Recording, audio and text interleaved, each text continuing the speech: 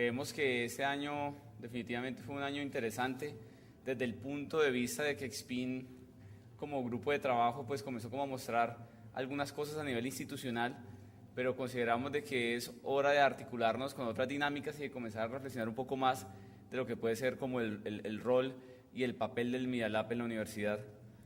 Como decía Alejandro alguna vez, que me parecía interesante, que ahora ya voy a presentar un poco a este que ya es amigo de la casa,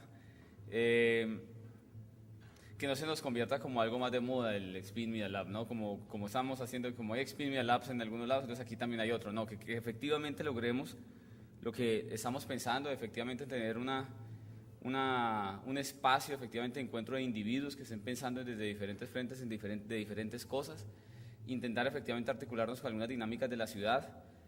Ya hemos logrado lo que les comentaba tal vez el lunes sobre el contacto con algunos artistas de ciudad, que me parece algo interesante, y ya comenzamos a hacer unos primeros diálogos para hacer un trabajo ya más social con un tecnoparque que hay en el distrito de Agua Blanca, donde creo que podemos hacer cosas interesantes para los niños desde el punto de vista de tecnología y exploración tecnológica. Creo que ahí se empiezan a abrir ya unos canales bastante importantes para Media Lab, no solamente trabajar en el tema de alfabetización y todo el tema de actualización tecnológica al interior de la universidad, sino que comenzar también a articularnos un poco con lo que son dinámicas de ciudad. Hoy precisamente estamos reunidos en la mañana con algunos actores del sector de las tecnologías y la información y las comunicaciones del Valle del Cauca, y en una de las mesas que se configuró fue justo la mesa de contenidos digitales, y se presentaba como un escenario de mucho interés y de importancia no solamente para el país, sino para el Valle del Cauca. Y comenzaba a aparecer la necesidad de este tipo de espacios, donde no solamente lo que está haciendo la Universidad Autónoma junto con la San Buenaventura, el ICESI y los otros partners que tenemos para lo que es el sueño de lo que sería el Media Lab Pacífico, sino que también de alguna manera aparecen oportunidades bastante importantes para lo que serían los programas de formación que tenemos aquí mismo en la universidad y las universidades vecinas. Estamos formando gente que de una u otra forma pueden impactar de manera positiva el medio alrededor de todo lo que tiene que ver los contenidos digitales. Entonces vemos un espacio creo que muy interesante, y unas dinámicas a nivel regionales que creo que son unas oportunidades que no podemos dejar pasar por alto. Bueno, ya hoy tenemos entonces la tercera conferencia esta semana. La conferencia del día de hoy se ha titulado El breve recuento por los virajes e hibridaciones del interactivo en el diseño y las artes. Esta conferencia va a estar a cargo de Alejandro Tamayo, al cual le queremos dar una bienvenida nuevamente a la Universidad Autónoma. Muy complacidos de que esté nuevamente aquí con nosotros. El año pasado tuvimos la experiencia con Alejandro de trabajar en un taller que fue muy inspirador, y desde allí comenzamos de alguna manera a repensar un poco lo que era nuestro grupo de trabajo en aquel momento, y creo que esas conversaciones y otras tantas más que hemos tenido con él y con otros colegas, pues creo que se le empezó a dar más fuerza a lo que hoy tenemos en el grupo a nivel de la universidad. Alejandro Tamayo, para los que no lo conocen, él es ingeniero de producción de la Universidad de AFIT de Medellín. Tiene un posgrado en el Departamento de Diseño y Artes Computacionales de la Universidad Concordia en Montreal, y recientemente presentó su proyecto de grado de Astronomías Interiores en la Maestría en Artes Plásticas y Visuales de la Universidad Nacional de Colombia, donde exploró las relaciones entre el arte, la ciencia, la espiritualidad y la vida cotidiana. Por tanto, me parece que la charla de hoy, frente a todo lo que estamos tejiendo de alguna manera en términos de buscar convergencias de saberes, de personas, de ver el mundo desde otras perspectivas, creo que nos viene como anillo al dedo. Y quiero darte la bienvenida, Alejandro, pues para que de alguna manera ya tomes el auditorio y comiences tu conferencia. Muchas gracias. Muchas gracias a todos ustedes por estar acá.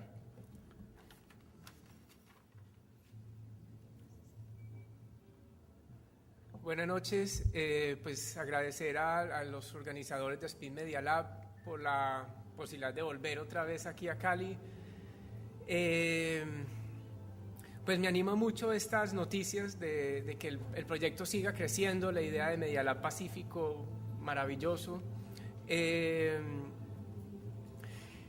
La idea es formar esos vínculos y estas posibilidades de diálogo, y yo creo que la palabra más que de colaboración es como de diálogos y amistades que se tejen entre artistas, ingenieros, científicos, y el desarrollo de proyectos que tocan y que se permean más allá de esos límites tradicionales que hasta el momento hemos venido construyendo, que se han venido estructurando en las academias. Entonces, pues muchas gracias, me alegra mucho que Speed Media Lab esté acogido dentro de la universidad y que siga creciendo cada vez más y manteniendo y estableciendo estos vínculos y estas amistades interdisciplinares.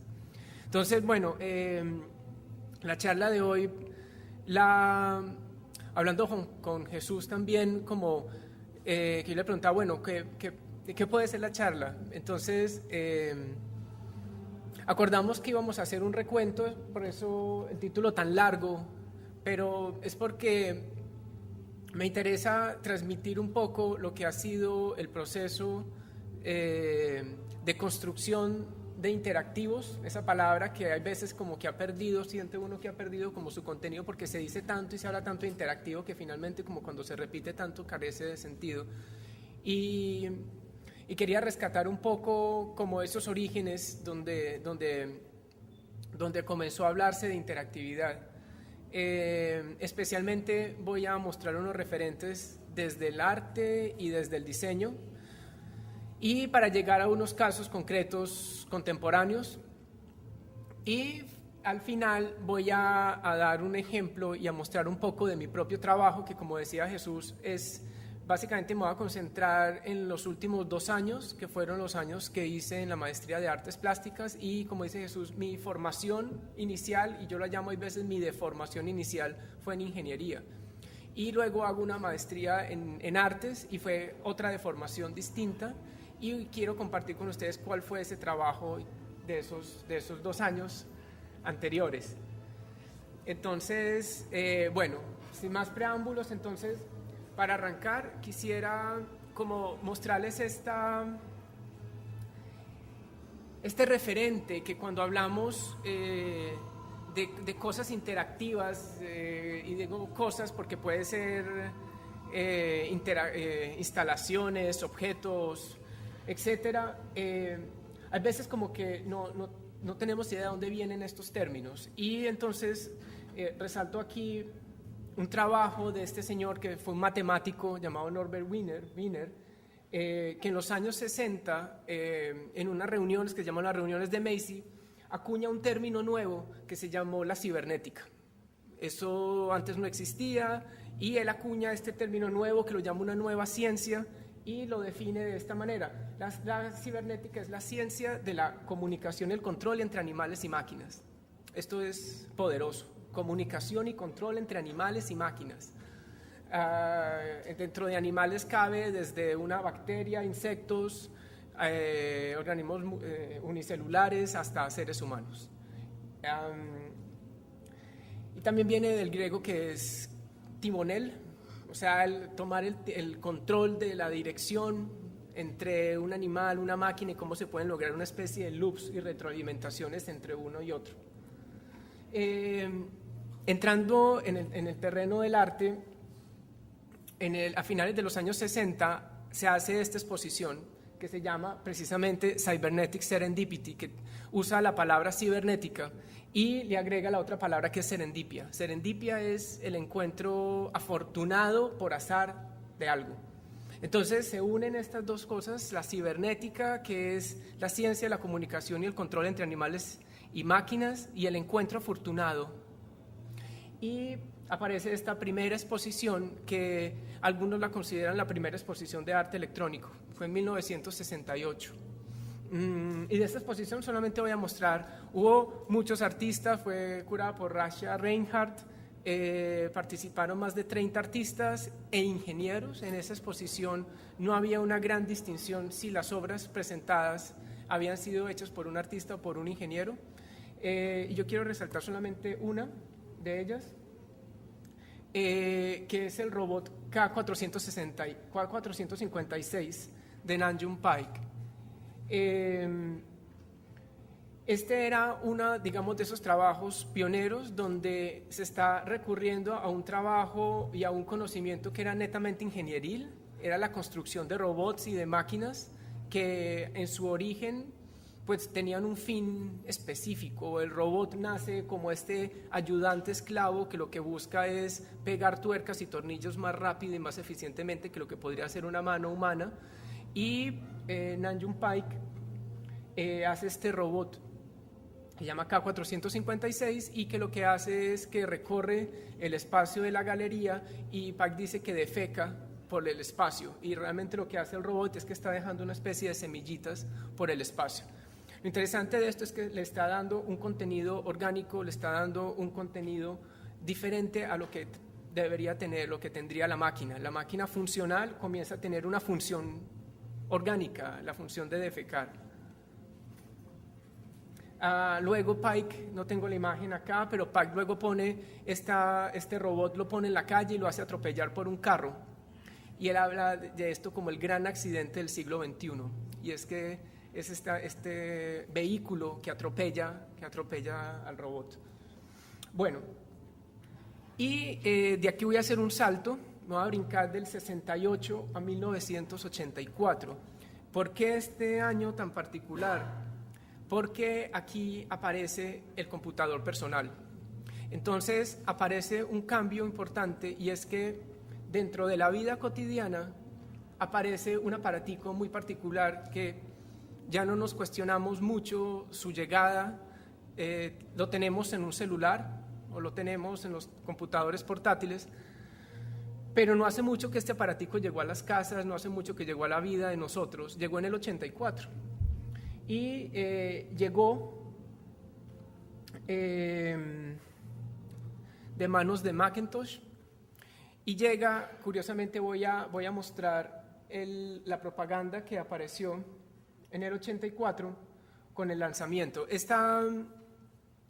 lanzamiento no es casual, se están basando en la novela de George Orwell de 1984, y para eso también utilizan esta imagen del Gran Hermano para lanzar la computadora.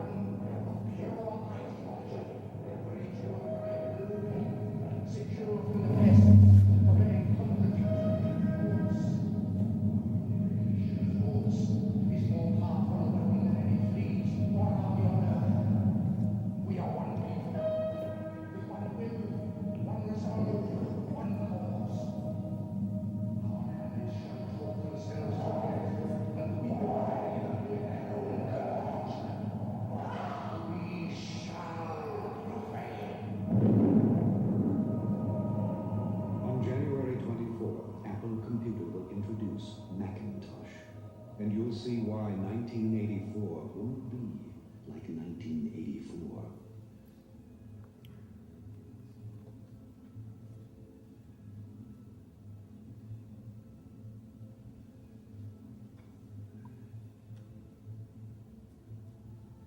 Entonces aparece ahí una reflexión sobre la idea de control también.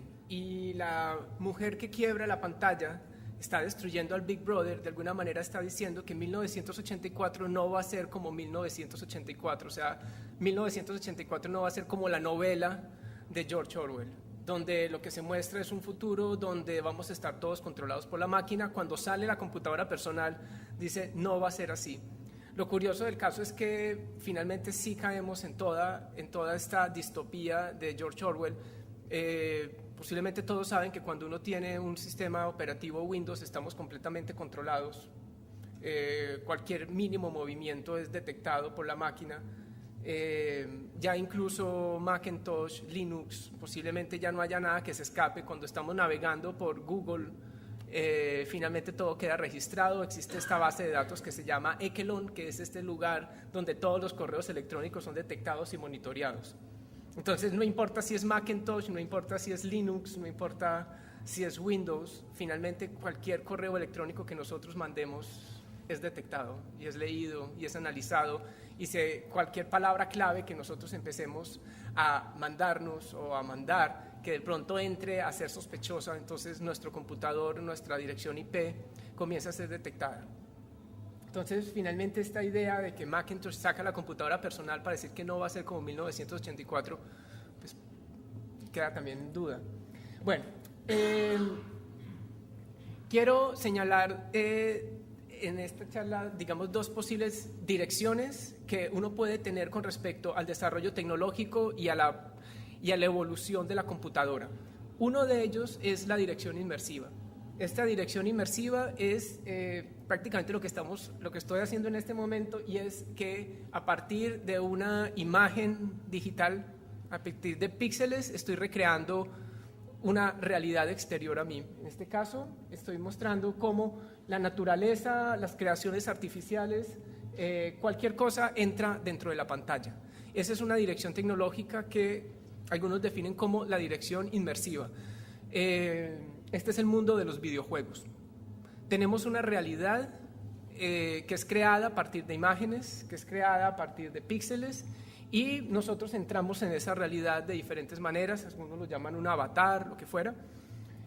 Y en esa dirección aparece, de hecho, cuando uno conseguía el Macintosh en el 84, venía con este juguete, con este software que se llamaba HyperCard, que era un programita que le permitía a uno hacer ambientes interactivos inmersivos. Ya venía por defecto en la computadora y era una interfaz bastante, digamos, simple.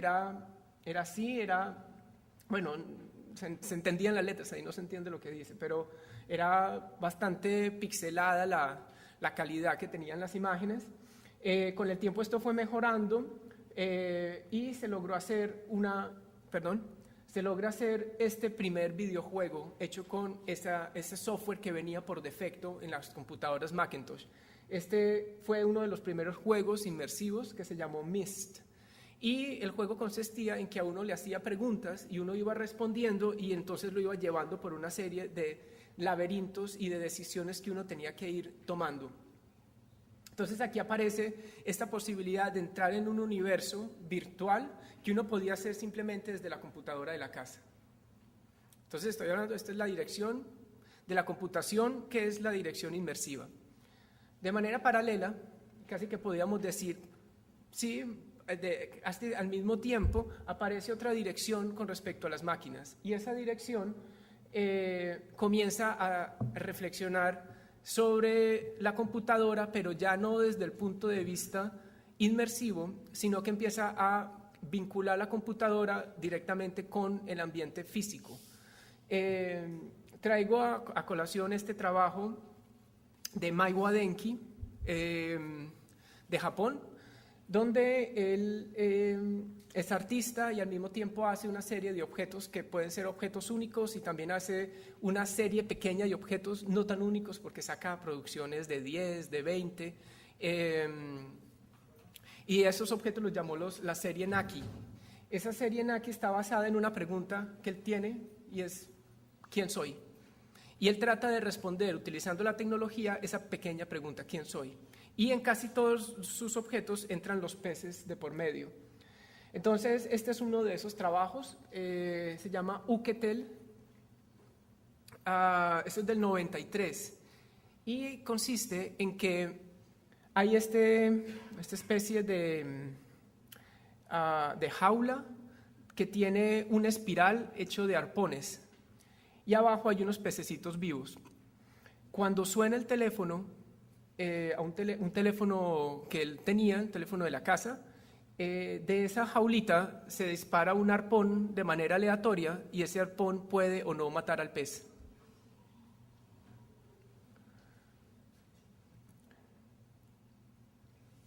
Este es otro trabajo también de él, y se llama Seiji, o el pez divino, y básicamente es un carrito modificado que tiene adentro una pecerita, donde el pez tiene la posibilidad de moverse en dirección hacia adelante, hacia atrás, hacia la izquierda o hacia la derecha. El movimiento del pez dentro del recipiente hace que el carrito se mueva. Entonces, el pez es el que está controlando la dirección del robot. Entonces, con esto, para que reflexionemos en el origen de la palabra cibernética, que es la ciencia de la comunicación y el control entre animales y máquinas. Aquí vemos una aplicación desde el terreno del arte de esta definición de Norbert Wiener. Bueno, comienza a aparecer una reflexión que comienza a inquietar al mundo, y es esta idea de que estamos metiendo la realidad a partir de píxeles y estamos perdiendo el contacto directo con el mundo físico. Entonces, esto es muy difícil de conseguir una buena imagen. Esta fue la mejor que pude tener. Este es un trabajo de Natalie Yeremiyenko. Ella es ingeniera, artista, profesora, en fin, varias cosas. Ella se interesa por tratar de materializar, de volver físico el paso de los datos a partir de un cable, una cosa que uno no puede ver. Entonces ella genera un dispositivo que mide cuántos bits, o sea, cuántos ceros y unos están pasando por un cable. Y de acuerdo a esa cantidad de ceros y unos por segundo que está moviéndose por un cable de datos, que puede ser un cable de datos de la cuenta de correo que llega a una casa, a un correo personal o a una institución, en este caso fue en una institución donde ella trabajaba en Xerox PARC, comienza a mover un cable. Eso es lo que no se ve muy bien, pero eso que está colgando es un cable, y el cable empieza a girar más o menos rápido de acuerdo a la cantidad de bits que están pasando por la cuenta de correos. Entonces comienza a hacer una reflexión de un mundo que no vemos, que es el mundo de los bits, es el mundo intangible de los bits, comienza a darle una manifestación física. En la rotación del cable tiene una relación directa con la cantidad de ceros y unos que van pasando por ese cablecito interno. Esto se llama Dangling String, es Natalie Yeremiyenko del 95. Entonces aquí comienza a haber una dirección tecnológica que parece estar en oposición con la dirección inmersiva, y es que la computadora se vuelve pequeña, la computadora se empieza a reducir de tamaño y comienza a meterse en todos los objetos. En lugar de que todo el mundo se mete en la computadora y nosotros lo vemos a partir de una pantalla, la computadora se vuelve lo suficientemente pequeña y hace parte de la vida cotidiana. Uno de esos trabajos que comienzan a reflexionar sobre la miniaturización tecnológica, no voy a entrar, digamos, como a abrir todo este panorama de por qué la computadora se miniaturizó, simplemente un pequeño recuento, y es que el proceso de miniaturización tecnológica tiene que ver con la Segunda Guerra Mundial y el deseo de construir cohetes militares con ojivas nucleares que pudieran tener inteligencia artificial y que esos cohetes pudieran tener la capacidad de llegar exactamente al blanco donde los mandábamos, esquivar otros cohetes, y que por eso es que necesitaban que una computadora con toda la velocidad de procesamiento de datos se volviera lo más pequeño posible para caber dentro del cohete. Pues en el origen de la computadora está la ENIAC, que es una computadora que podía medir todo este espacio. Entonces eso era muy difícil de que cupiera en un cohete.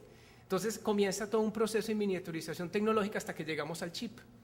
Y lo que hay en esta copa, un pequeño microcontrolador, es un computador ya del tamaño de 2 centímetros, que esta persona que se llama Fabian Winkler, que es artista, es también profesor en la Universidad de Purdue en Estados Unidos, comienza a mirar las aplicaciones poéticas que puede tener incorporar computadores de 2 centímetros dentro de los objetos cotidianos.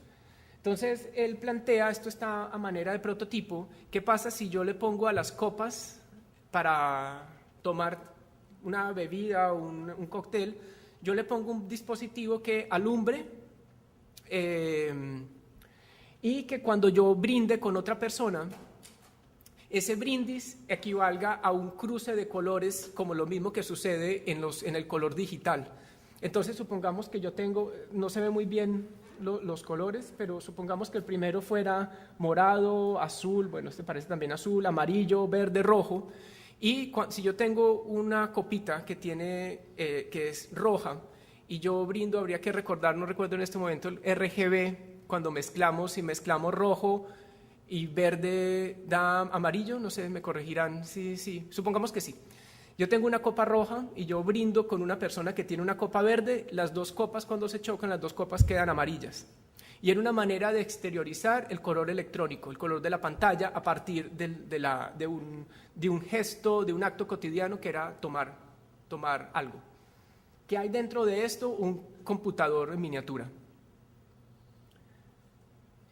Ahí se ve, digamos, la disposición. Aquí hay un microcontrolador. Un microcontrolador es un computador que fue el resultado del proceso de miniaturización de la computadora. Un computador pequeñito. Aquí está la batería y aquí está pues el sensor que detecta cuando se brindó. Entonces, esto es otra dirección que contrasta la dirección inmersiva. Aquí no es que la realidad se meta en la computadora, sino que la realidad está ahí, la fisicalidad de la copa está, pero la computadora se redujo tanto que ya cabe dentro de la copa. Esta es otra posibilidad donde la computadora ya no entra en la copa, sino que entra en la silla. Y esto es un trabajo que está como a medio camino entre lo que podría ser un objeto de diseño, un objeto artístico, medio absurdo, medio divertido, donde dos personas en dos sillas que están comunicadas, yo me muevo, son dos sillas mecedoras, entonces yo me muevo en una silla y lo que hago es que hago mover a la otra persona de la misma manera como yo me moví. Digamos que yo controlo la silla del otro y yo soy controlado en algún momento posiblemente por la otra silla. Entonces se establece, a partir de simplemente estar sentado, uno controla, yo me muevo en una silla, estoy controlando el movimiento de la otra persona. Esto es hecho también con un sistema de sensores en una silla, un sistema de actuadores en la otra, y se generan este par de dinámicas, de alguna manera esta simetría entre una persona y otra persona. Esto es del 99 y se llama como sillería remota, de Noriyuki Fujimura. Bueno, otra aplicación de la miniaturización tecnológica fue este proyecto de Diller y Scofield y unos arquitectos de Nueva York que plantearon un edificio que se llama el Blur Building, que es lo que vemos a la derecha, que era un edificio que estaba flotando en un lago. Ese edificio estaba rodeado por una nube y era un bar de agua. Lo único que vendían al interior era diferentes tipos de agua de todo el planeta, pero para uno entrar al edificio se tenía que poner un chaleco, un impermeable, y ese impermeable tenía un dispositivo, tenía un microcontrolador. Ese microcontrolador uno le daba unos datos específicos, como por ejemplo la edad, sus gustos, no sé exactamente qué eran las cosas que le preguntaba, pero uno podía decidir qué tipo de música le gustaba, si estaba buscando pareja, si era hombre, si era mujer lo que estaba buscando, en fin, una serie de cosas. Enter y entraba al bar. Cuando estaba en el bar, su chaleco empezaba a emitir y a transmitir esa información que uno había puesto. Si en la cercanía había una persona que hacía match con lo que uno tenía, los dos saquitos empezaban a titilar al mismo tiempo. Entonces uno simplemente buscaba quién era el que titilaba como uno y posiblemente podía o darle pena o hablar con la persona que estaba. Entonces es como la tecnología comienza a establecer una serie de diálogos y a meterse en las interacciones sociales. ¿Qué lo hizo posible? La miniaturización de la computadora. Creo que esto es un proyecto del año 2002, hace 10 años. Yo creo que esto ya es muy posible ya con los smartphones. Digamos, uno podría hacer una aplicación, los programadores, en Android, por ejemplo, podría hacer una aplicación para un teléfono donde ya esto se haga y uno no necesita el chaleco ni nada, sino que simplemente en su teléfono le hace la aplicación, uno le dice cuáles son sus preferencias y el telefonito empieza a irradiar esa información hasta que entre en contacto con otro, pienso yo. Bueno, este es un trabajo también que reflexiona sobre esta relación de comunicación y control con las máquinas. En este caso es un trabajo de Kelly Dobson. Kelly Dobson es artista que hace sus estudios en el MIT de maestría y ella plantea una cosa, y es que la manera como el ser humano se ha relacionado con la computadora es que comienza a decirle a la computadora qué es lo que la computadora tiene que aprender de nosotros, que la computadora tiene que aprender el lenguaje natural y que cuando uno le habla a la computadora que nos entienda, Kelly Dobson le da la vuelta a la película y lo que dice es que nosotros tenemos mucho que aprender de las máquinas y que aprenderíamos mucho si aprendemos el idioma mismo de la máquina. Entonces ella plantea esta relación con un objeto de la vida cotidiana, una licuadora. Vamos a ver.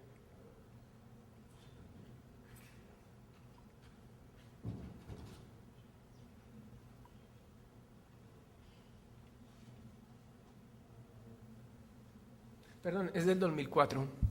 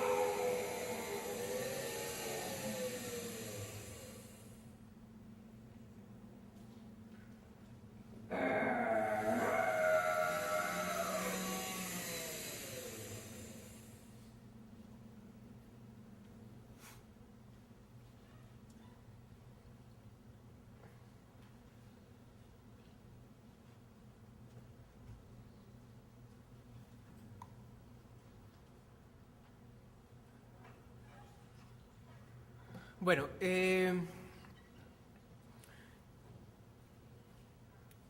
con este proyecto quiero mostrar una posibilidad que comenzó a surgir y fue la aplicación de una dirección tecnológica que fue la inteligencia artificial, pero aplicada a proyectos artísticos. Este es un trabajo de un artista que se llama Ken Feingold, que toda su obra es autorreferencial, es él. O sea, son tres cabezas, que son tres cabezas de él.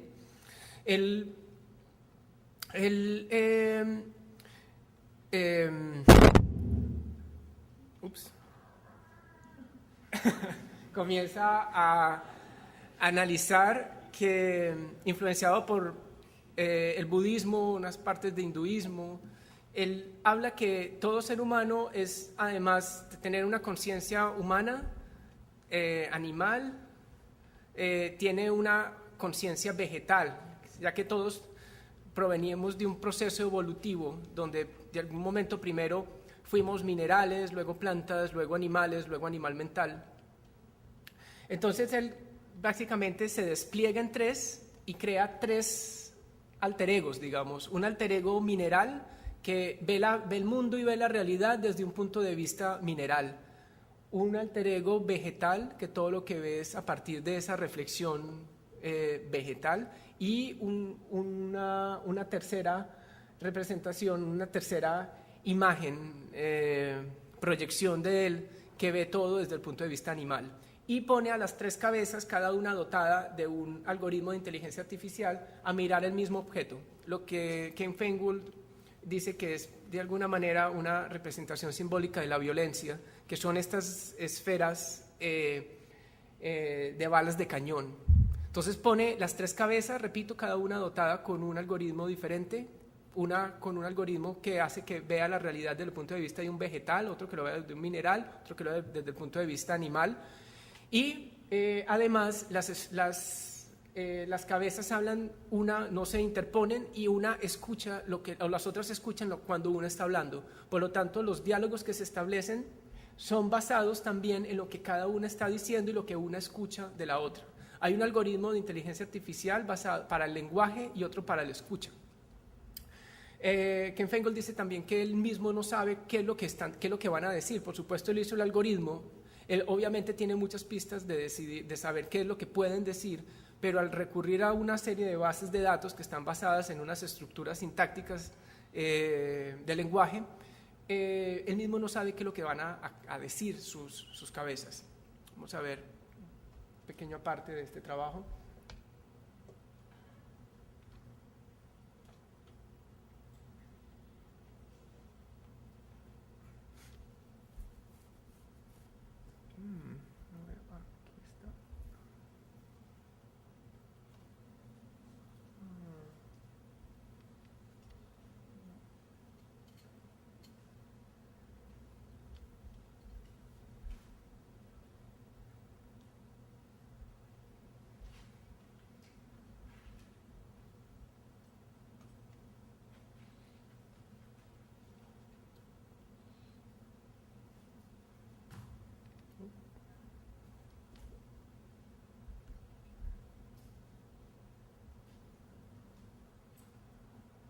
We naturally exist in multitudes.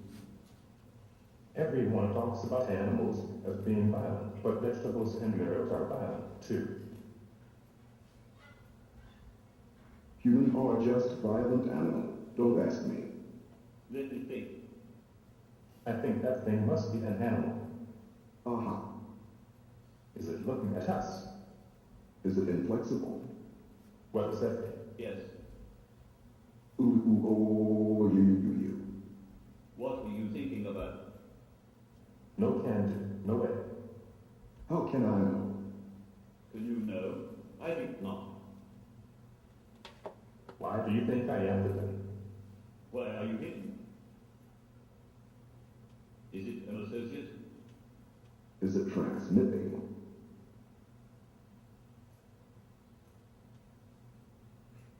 It seems so weary. What do you mean? Good question. Is it the verdict? Let me think.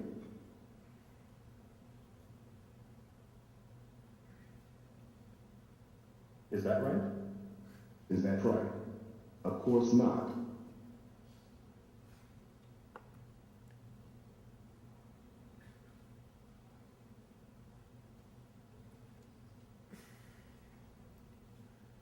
Y aquí aparece una reflexión diferente sobre la interacción, donde la interacción, el ser humano acá está puesto en el papel del observador solamente, no es que interactúe con el objeto, el que está interactuando es el objeto mismo con esas esferas que tiene al frente. La relación se da entre las 3 cabezas y lo que ven. El ser humano, cuando se acerca a una exposición, de este caso, este tipo de exposición de Ken Feingold, pues la interacción no se da entre la obra y el espectador, sino entre la obra y la obra misma, prácticamente. Hay un loop de retroalimentación ahí. No voy a entrar en detalle de todo esto, simplemente estas eran como una serie de reflexiones que empecé a tener. Esto puedo estar muy equivocado, simplemente era como en algún momento, esto lo hice en el 2006, que quería como tratar de explicarme cómo era esta dirección de la computadora, cómo había tomado estos 2 caminos y cómo se podían de alguna manera buscar vínculos en estos 2 lados, la dirección inmersiva y la dirección de la computación física. La dirección inmersiva es la dirección que ha llevado al desarrollo de los videojuegos, las tecnologías inmersivas, y la dirección de la computación física es la dirección que ha llevado a los computadores a la miniaturización y la inserción de los microcontroladores dentro de la vida cotidiana.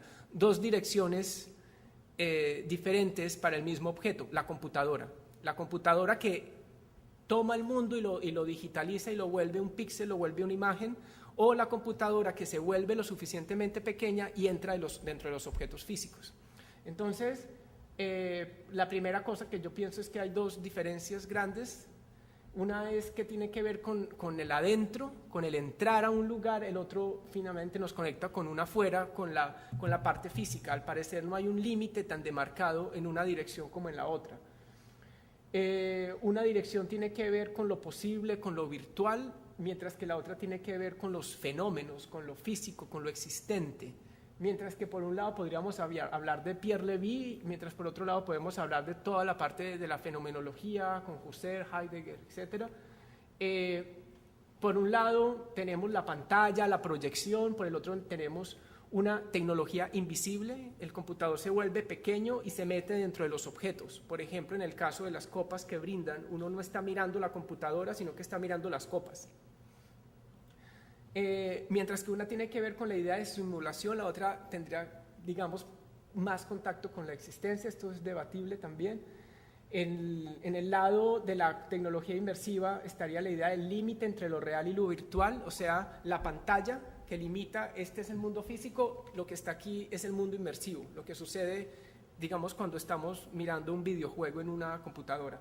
Mientras que en el otro lado el límite está dado por el límite de tamaño de la tecnología. En qué momento la tecnología la sigo viendo y en qué momento la tecnología se vuelve tan pequeña que ya no veo la tecnología, ya no veo el computador, sino lo que veo es el objeto. Una tiene que ver con imagen, la otra tiene que ver con objeto. Una tiene más que ver con la interacción de la mente, mientras la otra tiene que ver con el cuerpo. Pero esto no es excluyente, digamos, por supuesto están las dos involucradas, pero es como donde parece estar más predominando una dirección que en otra.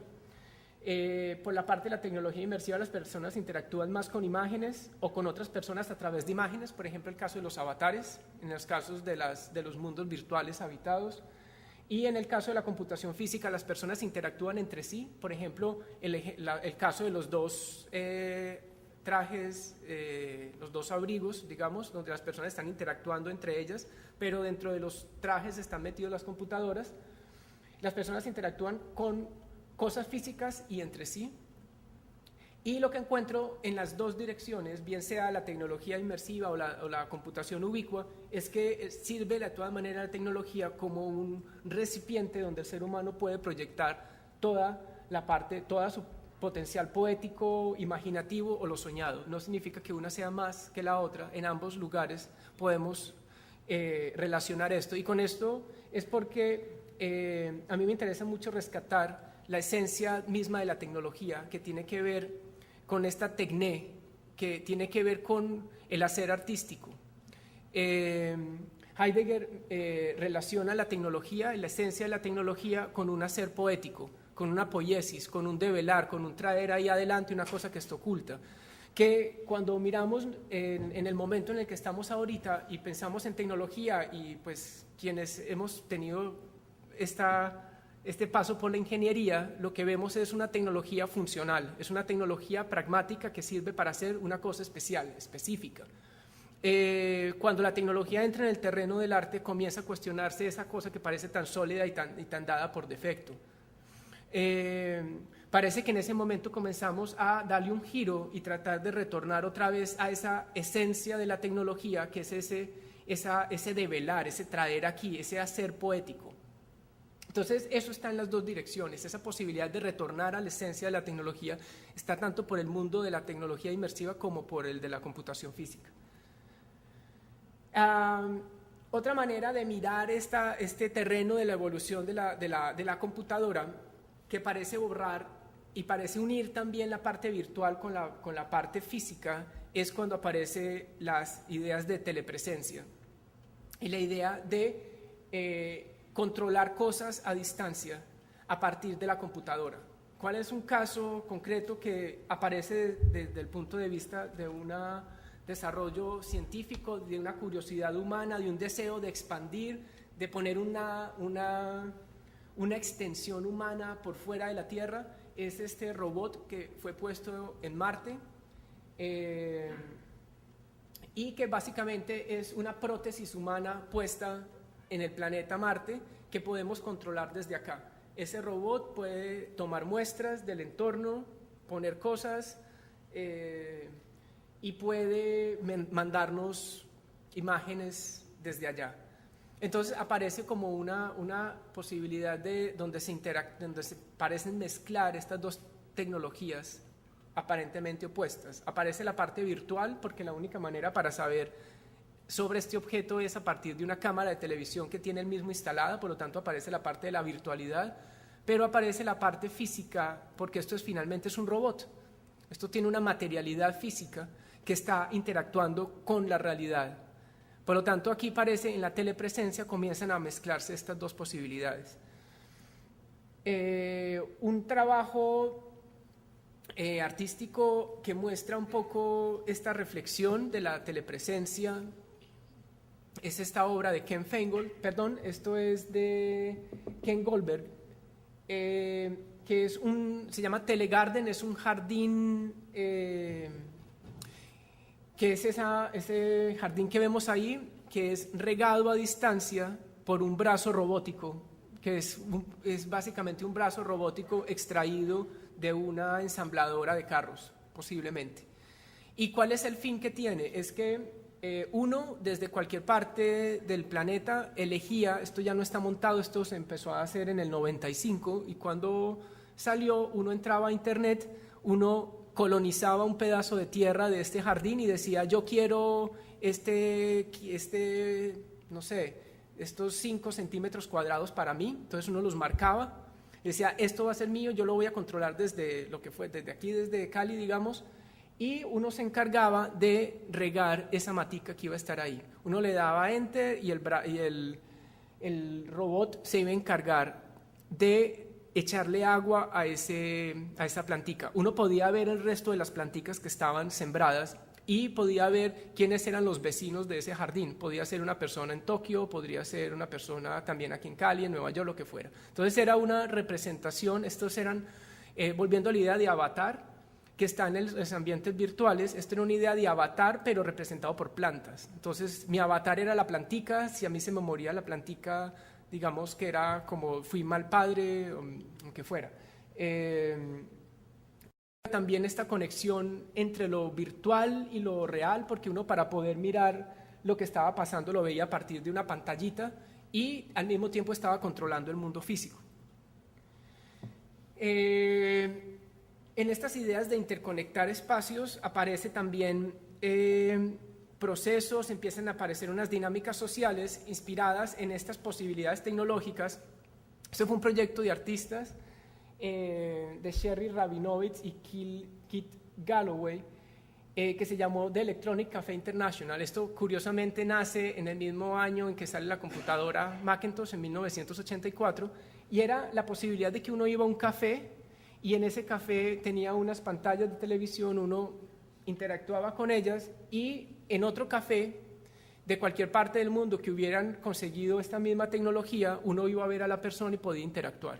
Eran dos lugares sociales interconectados a partir de cámaras de televisión y pantallas.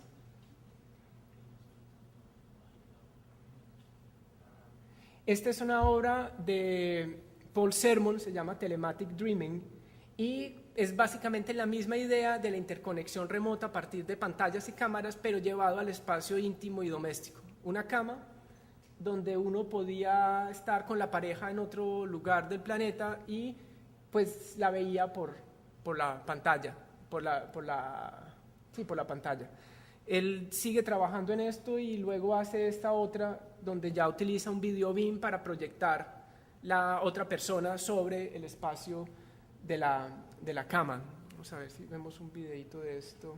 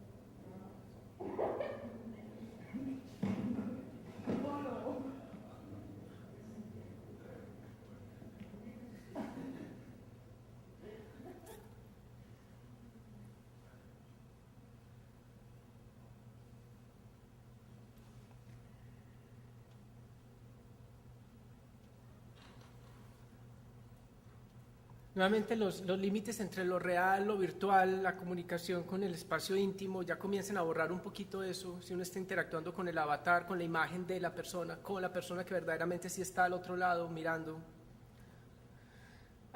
Este es un trabajo de diseñadores, esto es del Royal College of Art, que busca una aplicación posible para unas personas que tienen una cierta restricción de movilidad, que no están sometidas a estar de pronto en una silla de ruedas y quieren darle una posibilidad de ver el mundo de otra manera. Entonces, ellos lo que hacen es que le dan a un animal, en este caso un perro, le ponen una cámara y hacen que el perro salga a caminar por una pradera, por lo que fuera. Y esta persona está mirando a través de la cámara que tiene el perro. Entonces, la persona sin moverse del lugar está mirando lo que el perro está haciendo y la persona al mover la cabeza está moviendo la cámara y puede mirar el paisaje que el perro está recorriendo. Es otra manera de unir o de pensar esta relación entre lo virtual y lo real, pues porque el perro es real, el paisaje recorrido es real, la persona está mirando la imagen virtual. A ver, en la próxima imagen es más claro, aquí está el perro con la cámara. Y el perro está andando en un paseo, entonces la persona puede ir de paseo, simplemente le pondría la cámara a diferentes animales, personas o cosas y se va de paseo. Vamos a ver parte del video.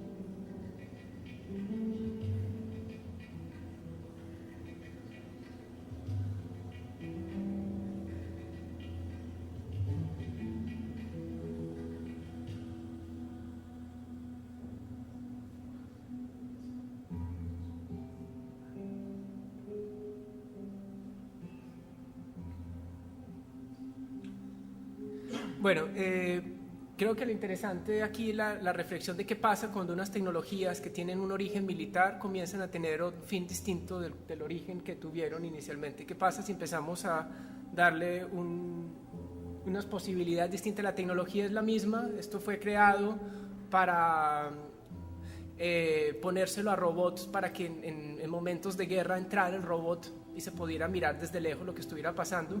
Pero ¿qué pasa si comenzamos a darle pues, otro tipo de aplicaciones a una misma tecnología? Bueno, vamos a dejar ahí. Este es un trabajo de James Auger y Jimmy Loiseau. Y ellos lo plantean como un proyecto de diseño, donde la pregunta es qué pasa o qué pasaría si esto sale al mercado. ¿Sería algo que las personas lo adquirirían o no lo adquirirían? ¿Sería deseable o no este tipo de tecnología realmente existente? No lo están haciendo como una obra de arte que simplemente tendría una aplicación en la galería posiblemente, sino están planteando la posibilidad de que esto exista para ser adquirido. Bueno, ahora puede ser adquirida. Este trabajo es de David Bowen, es un trabajo del año 2010 y lo que hace es también jugando con la idea de telepresencia. Lo que hace es que transpone un evento de un lugar a otro remoto, en este caso el viento. El viento tomado de un lugar es monitoreado por un sensor. Este sensor envía la información a través de internet. En otro lugar esa información es tomada y es reproducida por estos pequeños robots.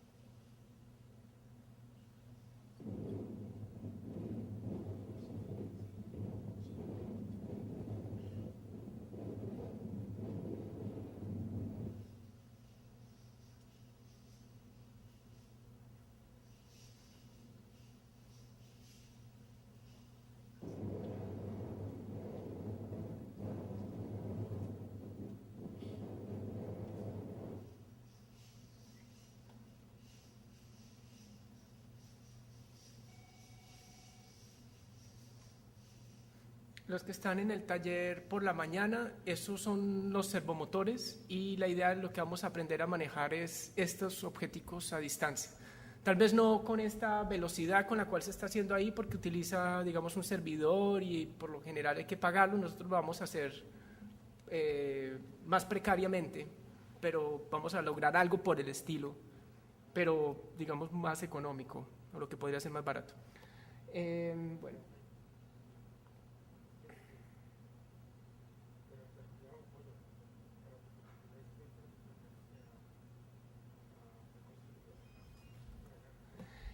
Y esta es otra reflexión que aparece en el desarrollo tecnológico y es cuando la tecnología comienza a relacionarse de manera más profunda con el cuerpo. Tecnología invasiva, caso como esto, y es que a este chico, Matthew Nagel, que sufre un accidente, queda parapléjico y los médicos, con esas buenas intenciones, deciden implantarle un chip para que pueda aprender y apagar el televisor a distancia. Se convierte en el primer chico con prótesis de televisor, prende y apaga el televisor con la mente, que no puede mover sus miembros. Entonces, del año 2005, cuando se hace este tipo de cyborg, esta conexión entre ser humano y máquina ya de una manera bastante, pienso yo, invasiva, donde tiene electrodos metidos adentro. Y en el año 2009, aparece este trabajo de manera colaborativa, hecho por científicos, por un grupo de científicos y por unos artistas de un grupo que se llama Simbiótica, Oron Katz y Jonat Sur en Australia, donde ellos utilizan un chip de neuronas de rata, que es lo que vemos en la mano, y este chip que básicamente es una especie de medio cerebrito de rata, tiene la capacidad de aprender del entorno y controlar estos robots que están aquí, que son como la exteriorización de esas neuronas. Esta es como la parte física exterior de lo que hay adentro en este recipiente, este biochip. El proyecto se llama Silent Barrage. Y bueno, pues vamos a ver un pedacito de este video, estas cosas raras que estamos haciendo.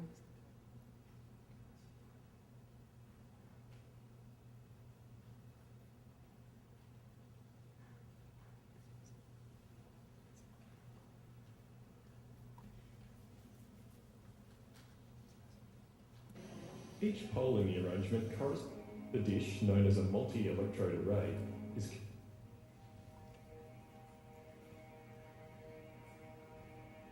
in 2006, scientists and artists came together in a collaborative effort to explore and expand our understanding of such intrinsic processes as thought and decision-making on a project that became known as Silent Barrage. In a petri dish in Atlanta, a complex network of tens of thousands of neurons are grown in vitro on the scale of 1 millimetre square, and through a grid of 60 electrodes are interfaced with a digital network consisting of multiple robotic bodies. The dish, known as a multi-electrode array, is connected to the robotic bodies, functioning as their brain, directly stimulating them in real time via the internet. Each pole in the arrangement corresponds to a region in the culture dish, and each of the robotic bodies amplifies and accurately represents, by movement and mark making, the electric activity of this real biological neural network. Upon booting up, the robot enters a learning phase with a series of measured tests, the results of which are recorded and utilised as a kind of memory, defining parameters and variables on subsequent reboots. This gives the robots as they draw upon experience. A period of time delineates the interaction of the viewers with the neurons. For the audience itself, it's as if they've walked into the brain of a semi-living entity, a biomechanical organism that actually reacts to their presence. The brainchild of Philip Gamblin, Guy Benary, Dr. Steve Potter, and with the invaluable assistance of engineer Peter Gee and seminal work by Dr. Nathan Scott, Silent Barrage is the culmination of 7 years of research and is a continuation of an art and science project named MeArt, the semi-living artist, one of Symbiotica's first collaborative projects. A project that... Bueno, dejarlo ahí, lo pueden después mirar por internet, se llama Silent Barrage. A ver.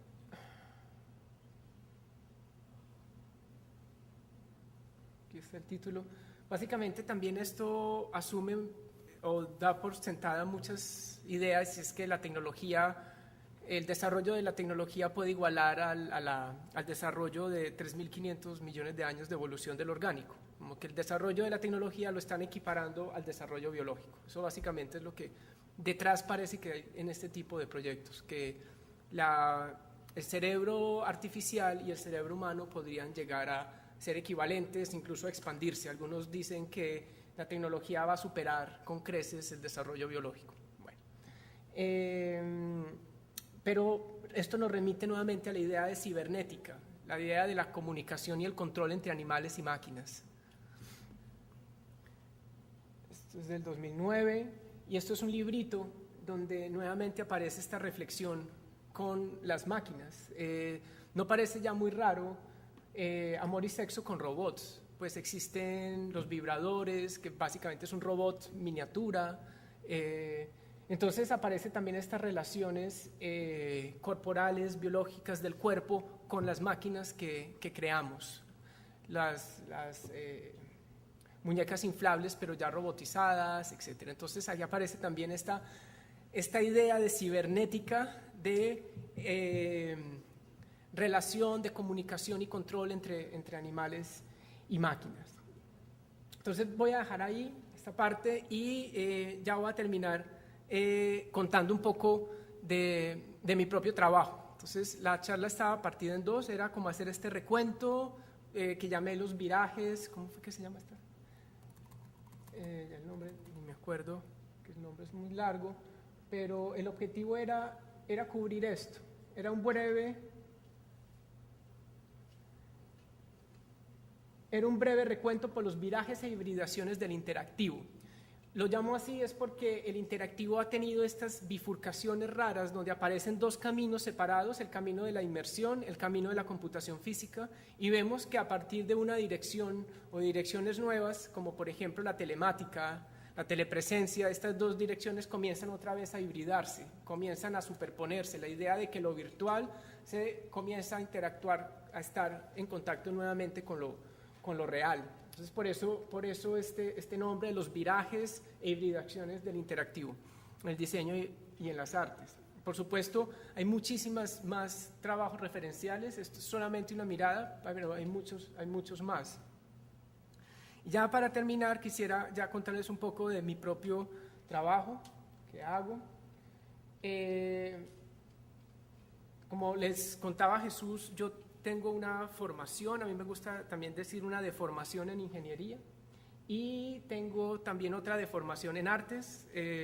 Terminé la maestría en artes plásticas y visuales en la Universidad Nacional, y voy a mostrarles el trabajo de los últimos 2 años, básicamente de este año y del año pasado. Uno de esos trabajos, todo este trabajo nace con como un deseo así obsesivo por las auroras boreales, una cosa que pues estando aquí en pleno trópico no hay auroras boreales y yo empiezo a interesarme de manera obsesiva por un fenómeno que aquí no puedo ver.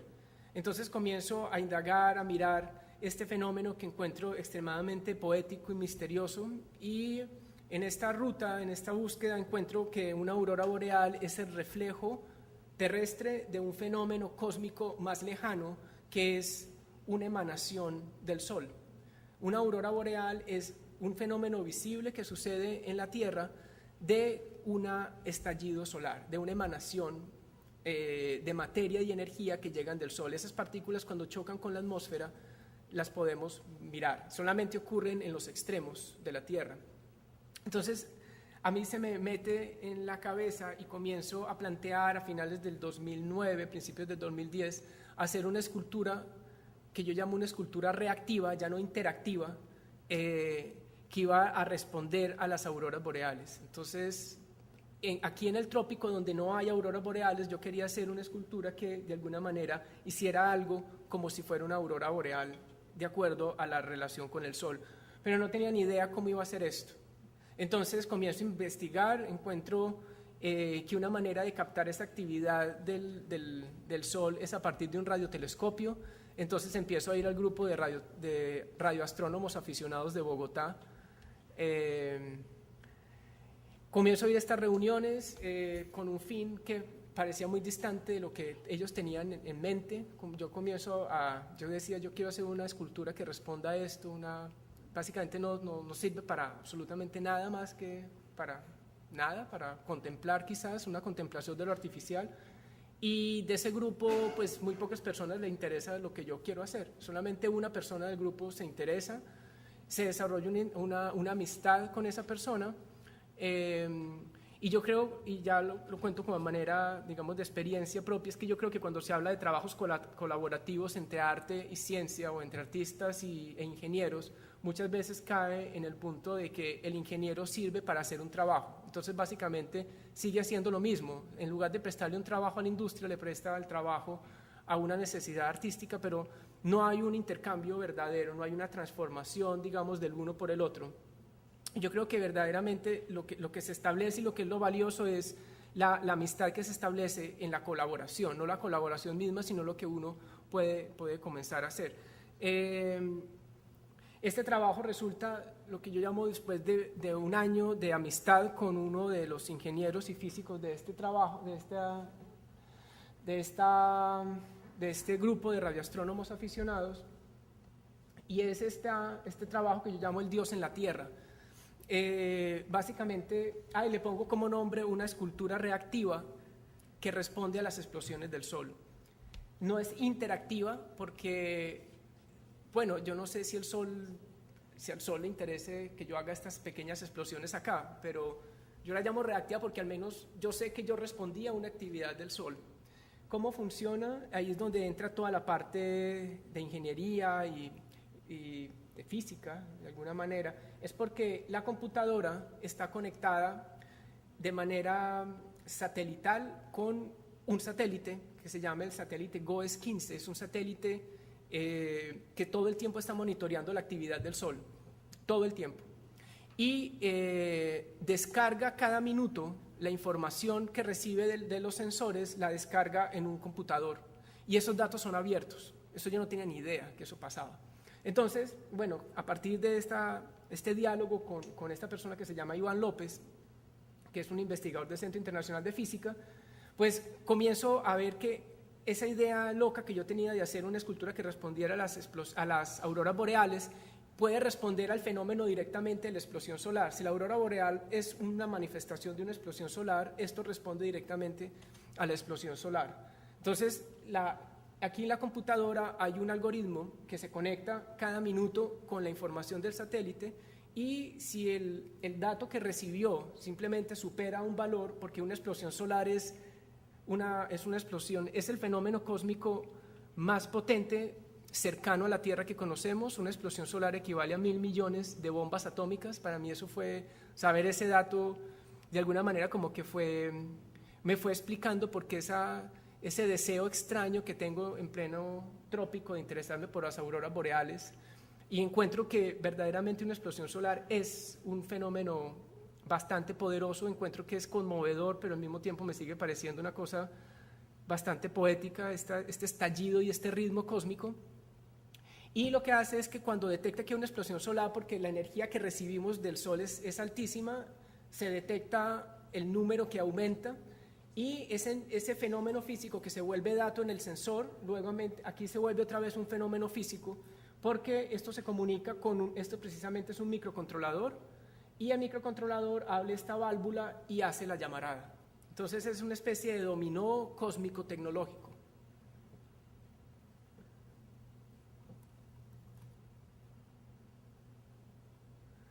Luego de eso me interesé por otro fenómeno completamente ligado, que es el viento solar. El viento solar es básicamente la energía y la materia que llegan del Sol. Cuando hay una explosión, nosotros no, es el satélite, el GOES 15, lo detecta a los 8 minutos, que es el tiempo que se demora la luz en llegar del Sol al satélite, 8 minutos. Pero la materia, que viaja muchísimo más lento, a por ahí 400 kilómetros por segundo, se demora más o menos unas 8, 10, 12 horas en llegar a la Tierra. Entonces, cuando el Sol estalla, primero lo detectamos por medio de la luz, que viaja a 300.000 kilómetros por segundo. Entonces lo detectamos a los 8 minutos, pero luego de 10 horas llega toda esa avalancha de materia y de energía, que es lo que causa las auroras boreales. Este ventilador funciona en tiempo real con la velocidad del viento solar llegando a la magnetosfera de la Tierra, que es el lugar donde está el satélite. Entonces el ventilador se prende de manera proporcional a esa velocidad del viento. Si llega más rápido, el ventilador gira más rápido. Si hay menos actividad, el ventilador llega casi que al punto pues, de frenarse del todo.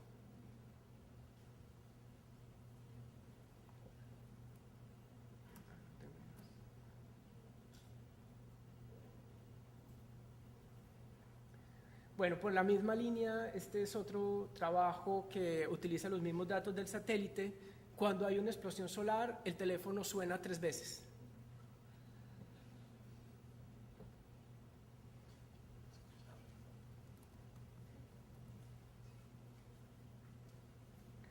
Antes de empezar con estos trabajos, yo empecé a hacer una serie de acciones donde, de manera anónima, simplemente en algún lugar, cuando yo sabía que había habido una explosión solar, yo hacía esta acción.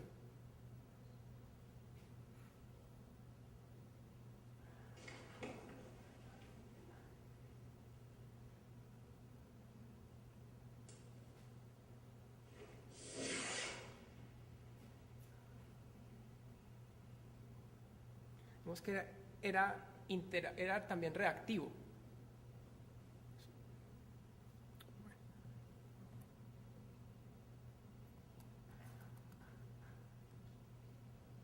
Alcancé a hacer unas 5 o 6 acciones, todavía hago de vez en cuando.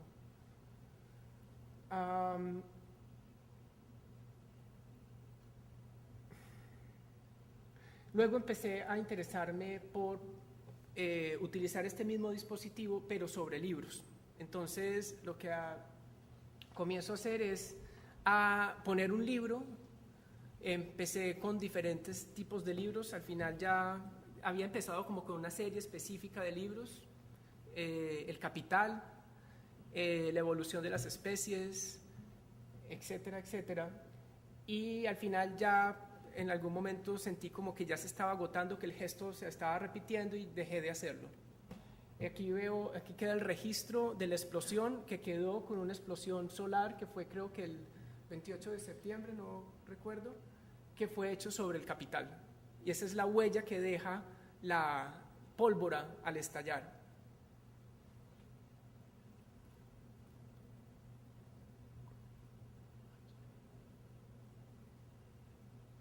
Bueno, no voy a entrar en detalle de este. O bueno, de pronto sí contarlo así por encima. En el proceso a mí me empieza a interesar, empiezo a indagar lo que hay. Me encuentro con un poco con la alquimia, con la mística, con Hermes Trismegisto, con la tabla de Esmeralda, con aquello de que lo que hay arriba es como lo que hay abajo, con esta especie de espejo entre lo divino y lo humano. Y comienzo a ir al laboratorio de genética. Comienzo a tomar materias de biología molecular, un terreno que era completamente ajeno para mí, y logro entrar a manipular. Yo quería ver qué se sentía esto de uno manipular la vida a nivel genético, hacer transformación bacteriana. Y en ese proceso, bueno,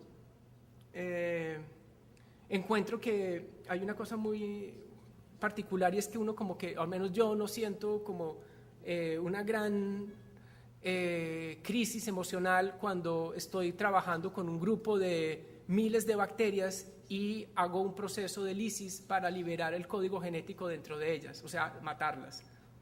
Entonces, eso me llama mucho la atención, y es porque uno tiene una sensibilidad especial con un pajarito, por ejemplo. Yo me acuerdo cuando estaba pequeñito y tuve un rifle de copas y maté un colibrí, casi quedé en shock después de que lo maté y lo recogí, pero había matado 50.000 bacterias o más y no me importaba. Entonces me empieza a interesar por qué el ser humano tiene una reflexión especial y una especie de emotividad con lo que es más grande, pero entre más pequeñito, a pesar de que es vida lo que pasa por una bacteria que por un colibrí o por un elefante o por un ser humano, porque uno no siente tanto al manipular bacterias, pero sí siente manipular otro tipo de especies.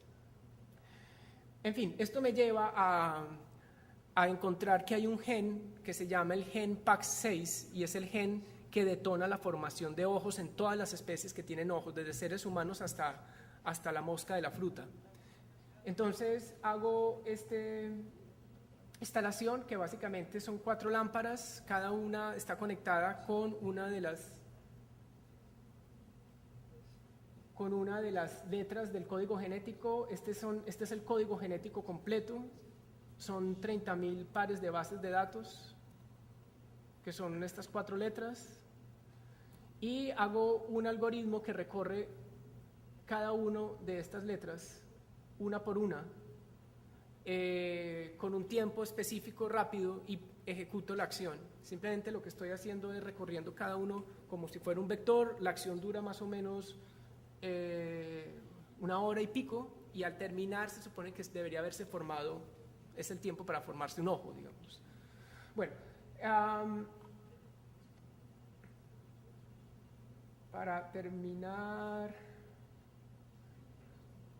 uno de los últimos trabajos me desprendí de los libros, ya no hacía explosiones sobre libros, ya comienza a interesarme la explosión como tal, el fenómeno mismo de la explosión, y hago este trabajo donde simplemente pongo un montón de pólvora, y la pólvora es detonada por este sistema, que es el que se conecta con el satélite que evalúa si hay una explosión solar y que detona este montón de pólvora.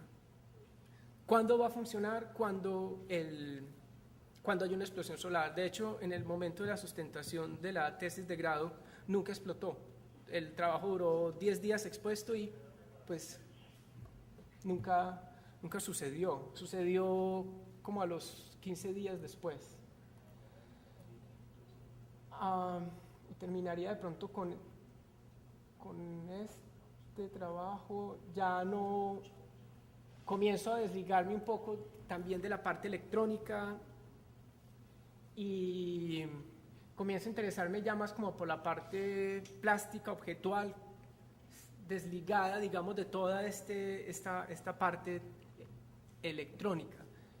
Y este es uno de los últimos trabajos, se llama Silla mirando hacia el centro de la galaxia. Y lo último que estoy ahorita como interesado es en esa cosa que hay allá en el centro de la galaxia. ¿Qué es? No lo sé, pero así como arranqué hace 3 años a interesarme por las auroras boreales, ahorita mi centro de atención es el centro de la galaxia. Y ahí voy. Entonces, bueno, no sé si quieren y tienen tiempo de hacer preguntas, comentarios. No sé cuánto tiempo haya.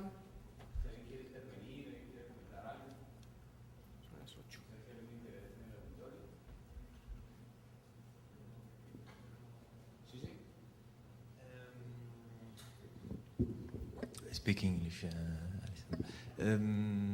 Where did you find the open data of the satellite? In the because I know there is now NASA delivery of the data, opendata.nasa. Ok. Is there? Voy a buscar la dirección porque no me la sé de memoria.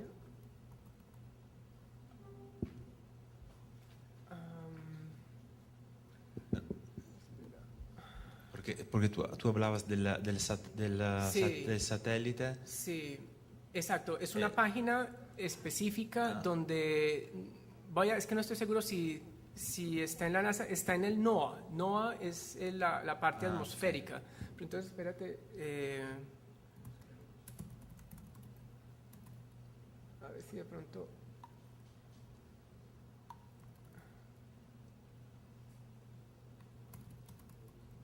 Porque tengo el link. De hecho, el código lo puse en internet y está gratis para uno poderlo hacer. Pero a ver si de pronto pongo. Hay la API por hacer eso. Perdóname, ¿cómo? Si hay la API. No hay. No hay. Eso está hecho desde cero y está hecho en Python. Y no hay API para hacerlo. Luego te lo envío, lo tengo, espera. De pronto está acá.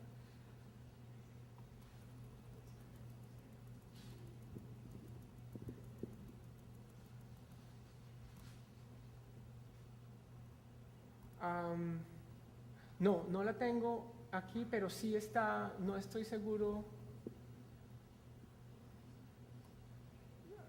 Está sul sitio de NASA. En todo caso está, lo que pasa es que hice un cambio de la página y quedó en otra página vieja y no la encuentro, pero Sí, no. luego te la envío. Está bien. O se las envío a los que quieran el código para hacerla. Okay. Sí, de pronto lo encuentro, espérate. Si está de pronto en inglés. Sí, de pronto es que está en inglés.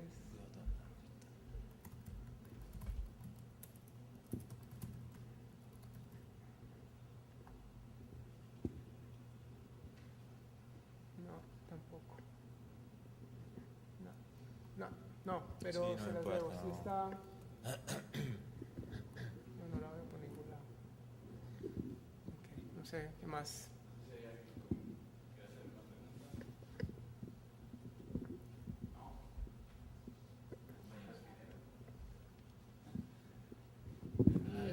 Buenas noches. Hola. No, pues me alegra como saber, pues lo que pasa es que yo también estudié, yo soy egresada a la Facultad de Ingeniería de Univalle y actualmente estoy estudiando artes visuales y estoy haciendo la tesis pues relacionada al cine. Okay. Y entonces durante la conferencia me acordaban como muchas películas, digamos Johnny Mnemonic, que fue en el 95, que hablaba sobre los chips, los discos duros en el cerebro. Entonces es curioso pues que a veces uno toma como la ciencia ficción como algo de entretenimiento, pero en otros países como que se está haciendo realidad y uno no se da cuenta. Y también pues libros como de Philip K. Dick, pueden las máquinas soñar con ovejas eléctricas. Entonces es como que uno a veces ignora eso y pues al ver estas cosas pues todavía quedo pues muy sorprendida y uno piensa como que le da terror como que esa tecnología lo domine a uno y uno perder como la conciencia de la realidad pues física, pues como la material. Pero me ha gustado mucho pues conocer todos estos artistas, sobre todo que son de Japón, y como ese concepto del arte también cambia al proponer que las experiencias físicas, pues hablando ya de ingeniería, pues son arte. O sea, a mí me queda todavía como darle ¿dónde está el arte, digamos, en esta instalación? Pues no sé, una explicación, digamos, cómo se define la escultura, digamos, en la primera que usted mostró, que ¿Primera cuál es? escultura ¿Reactiva? ¿Cómo se definiría la escultura, digamos, en estos términos, pues combinando la ingeniería, no sé, si me hago entender? O sea, ¿qué otra definición de escultura hay a partir de...? Ya, pues es que yo creo que yo creo que nunca hay una sola explicación, una sola definición para eso, y al menos yo la llamo escultura es porque trabaja con la materia, es una materia que se está moldeando de alguna manera, es una materia que viene del Sol, que tiene un origen cósmico y que luego se vuelve un dato y que luego otra vez vuelve a emerger. Por eso creo que tiene ese contacto físico corporal con la parte matérica, pero más allá no tengo como una definición mayor, no, quizás en unos 10 años la tenga, pero no la tengo.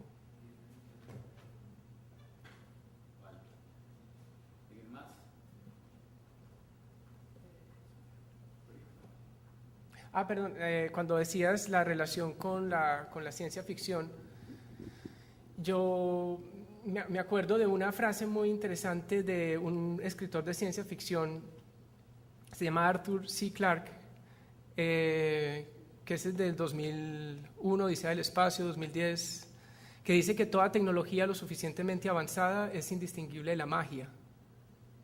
Y allá aparece esta cosa que dice sobre miedo, por ejemplo, que no lo podemos comprender, pero de alguna manera es lo que pasa cuando nosotros recibimos una llamada por el celular. O sea, ¿por dónde llega la llamada al celular si no hay un cable? ¿Y por qué la otra persona uno la oye? Esto es magia, pero ya como que se ha domesticado tanto que uno no lo pregunta, o más aún, no se sorprende. Uno no se sorprende cuando entra una llamada, pero detrás de eso, ¿qué es lo que hay? ¿Qué es lo que vibra? ¿Qué es lo que está haciendo vibrar? ¿Es éter? ¿Qué es lo que hay detrás cuando yo tengo una llamada? Como que se pierde el encanto. Antes era magia y ahora ya es una cosa como banal. Entró una llamada. Bien, me parece interesante como ese tránsito desde la ciencia, digamos, hacia allá el objeto como objeto, digamos, en términos estéticos.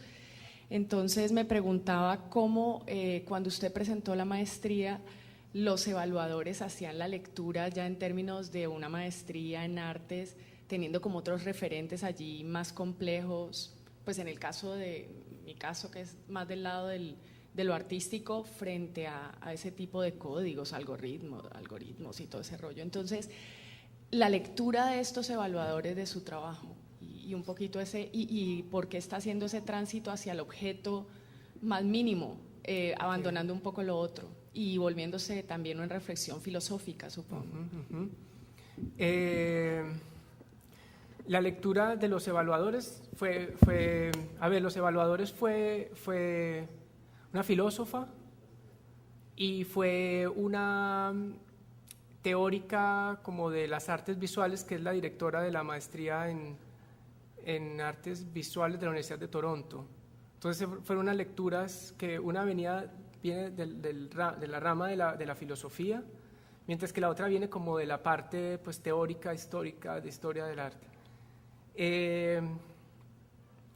La lectura fue muy, digamos, para mí fue muy interesante, fue un diálogo donde cada una de ellas interpretó, porque adicional a esto que presento, nosotros, digamos, como entrega final, había que entregar un documento. En ese documento yo no cito ningún autor, o sea, yo hago toda la tesis basada en mi experiencia propia del hacer, o sea, el hacer intuitivo, vacilante, tentativo, se vuelve para mí la única forma de sustentar el trabajo, o sea, no recurro a autores para explicarlo. Y en ese proceso yo me voy encontrando con una serie llamémoslo, de fenómenos que trascienden la misma fisicalidad. Inicialmente yo empiezo a interesarme por las auroras boreales, pero después de ese proceso comienzo a encontrarme con todo el trastorno, con todo el trasfondo espiritual que hay detrás de todos estos fenómenos. Ahí es donde llego a la alquimia, llego un poco a la magia también, y todo lo que termino escribiendo está relacionado con ese encuentro, donde lo que hago con la explosión solar es solamente la parte material de una capa más subterránea, que yo mismo llego a un punto en el cual no puedo entender. O sea, yo no entiendo por qué hago las cosas, por eso las hago, porque si las pudiera como entender o pudiera hablar de eso, pues de pronto haría un texto. Y mucha de mi entrega fueron dibujos, más que un texto de explicación o de sustentación de eso, lo que era el acompañamiento de escritura y de dibujos. Entonces, para las evaluadoras, tenían una pista mayor de la que tienen ustedes acá, y era todo ese trasfondo.